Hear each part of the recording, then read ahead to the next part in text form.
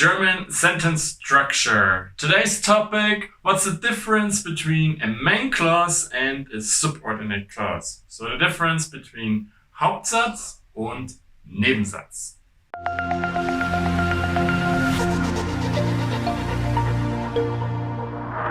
Hi, my name is Jan and I'm your German teacher here on EasyDeutsch, your YouTube channel for German grammar.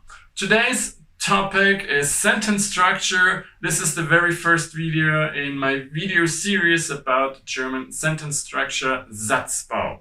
The most important point in German sentence structure is always, do you have a main clause or do you have a subordinate clause? Because the sentence structure depends on it. So let's switch to my ebook, German Grammar Explained Easily. With the help of my ebook, I will explain you everything you have to know. So we're here now in my ebook, German Grammar Explained Easily. Today's topic is the introduction into German sentence structure and differences between a main clause and a subordinate clause. So let's jump there. Let's start with the main clause. What does main clause mean? Main clauses are grammatically complete sentences and they can stand alone. Their verb comes in position 2. That's probably what you've learned so far already. Verb in German always position 2. And the main clause is simply something, there is no other information missing. It can stand alone, there is nothing left out, there is no question arising from this sentence. I guess the difference will be more obvious if we have a look at the subordinate clause, in German Nebensatz. A subordinate clause cannot stand alone and is always missing some important information. Without the information, we simply can't fully understand that sentence. Let's have a look at this one. This is a subordinate clause. Das ich gestern verloren habe. That I have lost yesterday. Here you notice already, what? If we don't know what we're talking about, this sentence is incomplete. You can see this here already. We need an extra information in front, usually a main clause. Because we could add here, for example, ich suche das Portemonnaie, das ich gestern verloren habe. So I'm looking for the wallet that I have lost yesterday. Here, the sentence, ich suche das Portemonnaie, main clause can stand alone.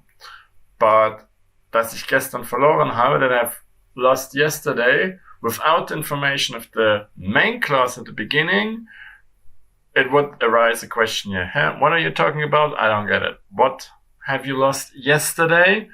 So there you can see the difference between the main and the subordinate clause. You can use a main clause completely on its own, while the subordinate clause requires an extra information that it's referring to. So it's incomplete.